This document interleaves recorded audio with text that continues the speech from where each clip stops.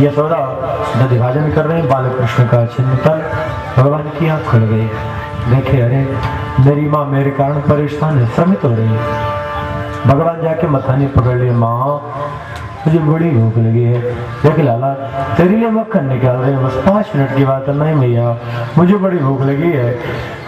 मैया कन्हैया को गोद में लेके बैठ गई। प्रभु जी हमारे बड़े हो चुके थे, 6 वर्ष 5.5 वर्ष के हो गए, तब भी दुग्ध पान करते थे। मैया कहती लाला तुझे शर्म नहीं आती?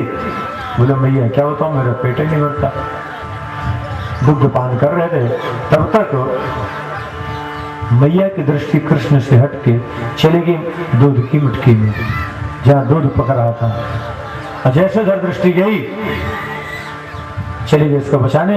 भगवान को आक्रोश आ गया है, मेरे ज्यादा कीमती दूध है तो ठीक है बचा लो। 1 मटकी दूध बचाने के लिए गई, कन्हैया 2 मटकी मक्खन मट्टी मिला दिया। ज्यादा कीमती क्या होगा, मक्खन की दूध? मक्खन। मैया गलती की नहीं की? वही गलती हम और आप करते हैं भक्तों माताओं, ध्यान रखना। ये संसार का काम 1 मटकी दूध की तरह है और भगवान की कथा अनमोल मक्खन की तरह है। लेकिन फिर भी हमारा भगवान की कथा को आप लोग पकड़ते कि छोड़ते हो, आप लोगों का विषय है, नहीं कहेंगे। आप लोग जाने पर ध्यान रखिएगा। यदि कदाचित भगवान की कथा छोड़कर काम के लिए दौड़ रहे हैं तो वही दशा है दूध मक्खन वाली। यशोदा दौड़ी कृष्ण को मारने के लिए, उठाई छड़ी, भगवान भाग दिए। अब जब भगवान भागे तो मैया पकड़ कह सकती है, शरीर भारी है। भगवान बार बार पीछे की ओर मुड़ के देखते हैं, मां श्रमित होने लगी। तब प्रभु अपनी गति धीमी कर ली, उठाई छड़ी मारने के लिए भगवान रो पड़े, हरी मैया मारियो मती, चोट लग जाएगी।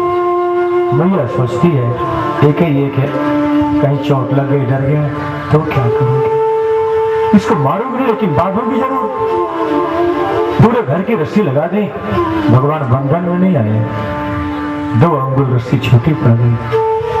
भगवान ने कहा मैं बंधन में आने को तैयार हूं, 2 को छोड़ दो, अहंता और ममता, मैं और मेरा। जब तक ये नहीं छूटेगा मैं बंधन में नहीं आऊंगा। अंत में प्रभु माँ के श्रम को देखकर स्वयं बंधन में आ गए। दृष्टा परिश्रम कृष्ण कृपया से सबंधने। मैया चली की गृह कार्य में, भगवान उलूखल को घसीटते हुए आगे बढ़े। 2 वृक्ष थे नंद के द्वार पर, उनके मध्य से निकले, झटका दिए, दोनों गिर गए। दिव्य पुरुष प्रकट हो गया। ये कौन है? कुबेर के बेटे। कुबेर धनाध्यक्ष है, धनवान के बेटे। शराब न पिए तो भगवान की बड़ी कृपा है, नहीं ज्यादा धन जमा गया वहां शराब जरूर रहती है। और जिस घर में आ गई, चाहे कोई वर्ण हो, ब्राह्मण क्षत्रिय वैश्य शूद्र, तो समझ जाना उसके जीवन के उल्टे दिन शुरू हो गए। अब उसका पता हो जाएगा, कोई बचाने वाला। एक बार ये चिड़ियों के साथ जल क्रीड़ा कर रहे थे गंगा में, संत को देखकर वृक्ष की भांति खड़े रहे। संत को आक्रोश आया, श्राप दिए वृक्ष बनने के लिए, शरणागत हुए। तो संत ने कहा द्वापर के अंत में कृष्ण के स्पर्श से तुम्हारा उद्धार होगा। भगवान की स्तुति करते हैं।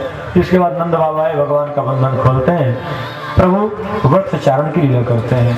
देखिए भगवान पहले बछड़ा चढ़ाते हैं, इसके बाद गाय। वत्स माने संकल्प और वत्स माने बछड़ा, गो माने गाय और गो माने इंद्रिय। इसका मतलब क्या है? यदि हमारे आपके इंद्रियों का मुख भगवान की ओर हो जाएगा तो हमारे अंदर जो संकल्प होंगे उसको पूर्ण भगवान करेंगे।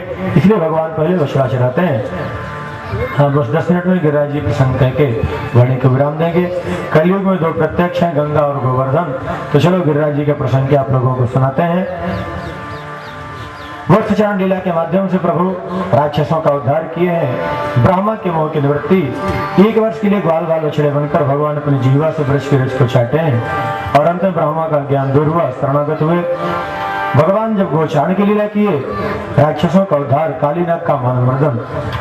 यमुना में जब प्रभु छलांग मारे, यमुना के जल को निविष्ट बनाने के लिए कालीनाग के ऊपर नृत्य करते हैं। जल के बाहर है कृष्ण का ब्रजवासियों से मिलन। कालीनाग वहां से प्रस्थान करता रौणकद्वीप की ओर। ब्रजवासी वन में सो गए, राक्षस आग लगा दिए, प्रभु दावानल का पान किए। इसके बाद प्रलंबासुर का उद्धार, शरद ऋतु का वर्णन। कृष्ण की जब बांसुरी बजती है, कृष्ण की बांसुरी का रसपान करते ही जितने वहां की गोपी हैं, ग्वाल वाले हैं, गाय है, पशु पक्षी सब के सब स्तब्ध रह जाते हैं। गाय घास चरना छोड़ देती, मुख में ग्रास है उसको अंदर बाहर नहीं करती। बछड़े दुग्धपान कर रहे हैं तो मुख में ही है दूध, न उसको अंदर कर पा रहे न बाहर। यमुना की धारा ठहर जाती है, गिरिराज पर्वत द्रवित होने लगते हैं, पिघलने लगते हैं। कृष्ण की बांसुरी रसपान करते गाय, बछड़े, ऋषि, महर्षि, पशु पक्षी सब के सब जो जैसे हैं वहीं पर खड़े होकर कृष्ण की बांसुरी का रसपान करते हैं।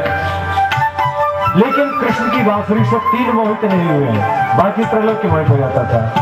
एक कंस, कंस की पत्नी और उसकी माँ, एक कंसनी, एक कंसा की माँ। 3 पर कृष्ण की बांसुरी का असर नहीं हुआ, बाकी सब के सब बांसुरी का रसपान करके सब के सब भ्रमित हो गए।